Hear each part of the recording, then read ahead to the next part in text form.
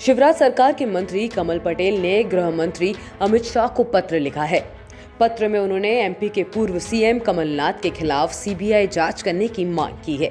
उन्होंने आरोप लगाया है कि राजीव गांधी फाउंडेशन को चीनी दूतावास से चंदा मिला है, जिसके कारण उन्होंने चीनी आयात पर छूट दी है। भारत के गृह मंत्री अमित शाह जी को मैंने पत्र लिखा है कि यूपीए सरकार के समय चीन से जो राजीव गांधी फाउंडेशन में दान मिला है, पैसा मिला है, इसकी जांच होनी चाहिए, क्योंकि तत्कालीन उस समय वाणिज्य मंत्री थे कमलनाथ जी और इन्होंने चीन को रियायतें दी थी।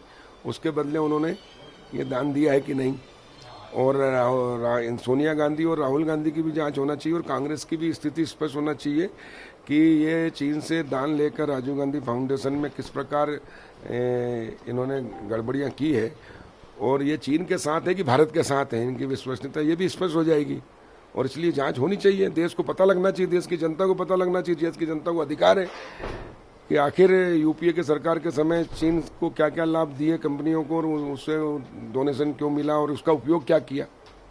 आपने पाकिस्तान उच्चायुक्त के द्वारा पैसा दान देने की बात कही है कि जिस तरीके से पाकिस्तान उच्चायुक्त पैसा अगर कहीं देता तो उसका आतंकवादी गतिविधियों में। देखिए, जो दुश्मन देश है उनके यहाँ से किसी भी प्रकार की अगर राशि आती है तो उसकी जांच होनी चाहिए कि कहीं आतंकवादी गतिविधियों में तो नहीं हो रही है, देश विरोधी गतिविधियों तो नहीं हो रही है, देशद्रोही गतिविधियों में तो नहीं हो रही है।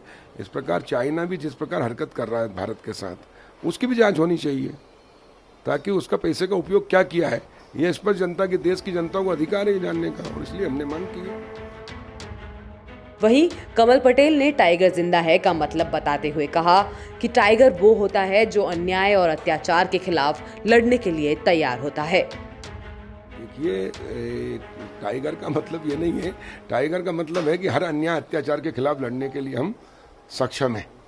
और हमारे भारतीय जनता पार्टी का हर नेता, हर कार्यकर्ता स्वाभिमानी है, पुरुषार्थी है, चरित्रवान है, देशभक्त है, और इन चारों गुणों से ओतप्रोत भाजपा का नेता हो या कार्यकर्ता हो, वो हमेशा अन्याय के खिलाफ लड़ता है। और इसलिए टाइगर एक शेर की तरह लड़ना कि सामने वालों को पछाड़ दें, और इसलिए कांग्रेस को पछाड़ेंगे।